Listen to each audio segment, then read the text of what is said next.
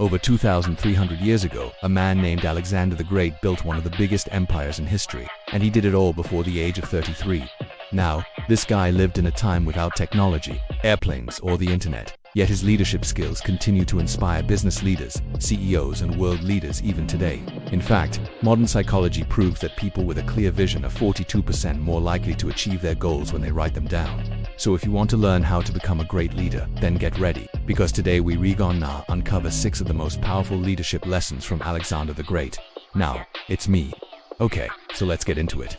Lesson number 1. Vision creates power. Alexander the Great was taught by one of the greatest philosophers in history, Aristotle. After studying under him for 3 years, he was well educated and ready to take on the world. But Alexander had big dreams. He didn't want to rule just Greece. He wanted to rule the entire known world. So Alexander set out to conquer everything west of India, south of Russia, east of Africa, and north of Egypt. Along the way, he defeated the Persians, Egyptians, and many others. In history, there's been a long line of great leaders who have accomplished amazing things. Take Genghis Khan, for example. He created the biggest land-based empire in history. Or Steve Jobs, who changed the way we use computers and smartphones. The reason these men became great leaders is simple. They had a vision bigger than themselves. Alexander wanted to create a world where everyone respected Greek culture. That meant promoting Greek architecture, philosophy, and art everywhere he went. In fact, he founded cities across Asia and Africa and named them Alexandria. These cities were designed to be cultural centers that would spread Greek ideas throughout the world. So here's the point. You don't need to be king of Greece or CEO of Apple to make a real difference. All you need is a vision that inspires others. And when you find that vision, you must hold on to it tightly, just like Alexander did. Lesson number 2. Lead from the front. Most kings in ancient times ruled from a distance. They stayed in palaces and sent other people to do their fighting for them. Alexander the Great wasn't like those kings. He was famous for fighting alongside his soldiers. For example, during the Battle of Granicus, Alexander led the charge against the Persian army. He rode at the head of his troops and swung his sword with all his might. Even though the battle was tough, Alexander didn't give up. He kept fighting until the Persians were defeated. As a result, his soldiers loved him and trusted him. They knew that if Alexander could fight so bravely alongside them, then he deserved their loyalty and trust, and that made them willing to fight harder and sacrifice more to help him succeed. The same thing happens in business today. When leaders show that they're willing to work hard alongside their employees, they earn trust and loyalty.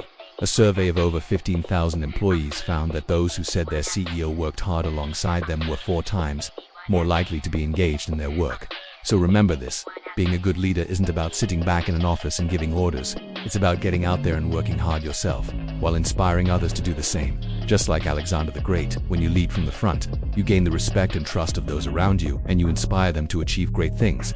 Lesson 3. Adaptability is strength.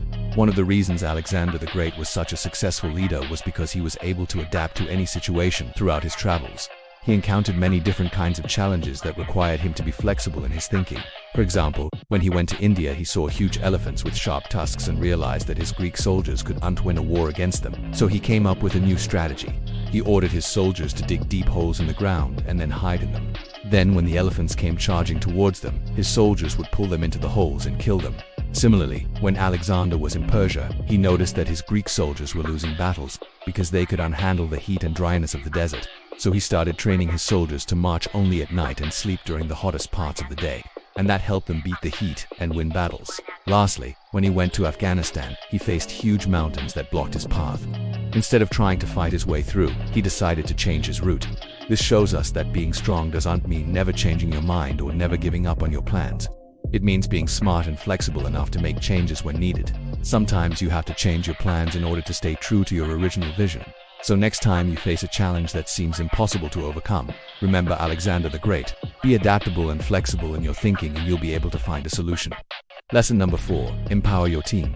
Alexander the Great was famous for surrounding himself with talented people, and he didn't care where they came from or what their social status was. He only cared about their abilities and skills. He had a general named Parmenion who was a great military strategist. He also had another general named Hephaestion who was brave and strong.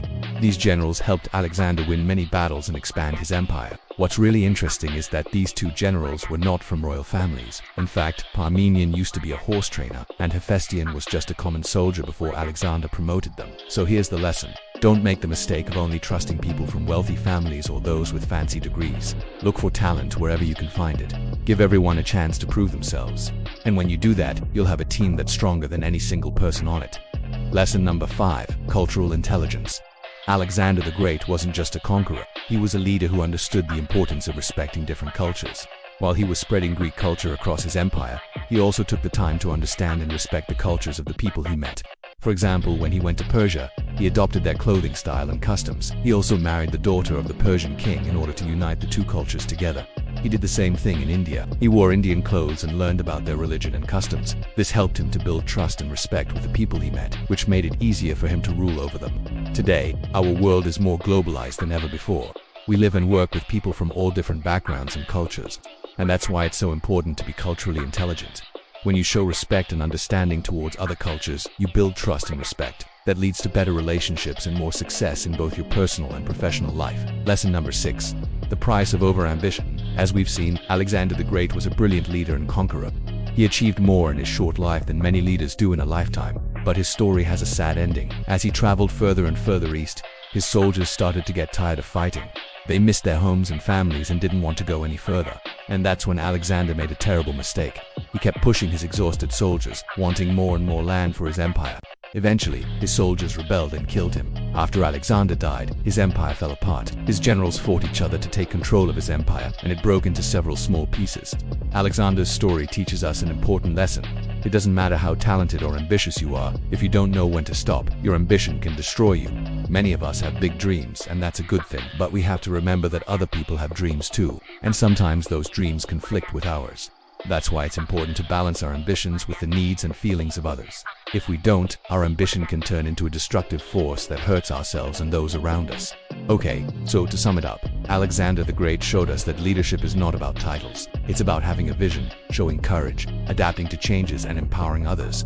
He was a true leader who inspired millions of people to follow him and achieve amazing things. So the question I have for you today is this. Which of these leadership lessons do you think is the most powerful? Is it vision, adaptability, or empowerment? Let us know your thoughts in the comments below. And if you enjoyed this video, don't forget to hit the like button. By doing so, you'll inspire us to keep creating more videos like this for you. Thanks for watching, and I'll see you in the next one.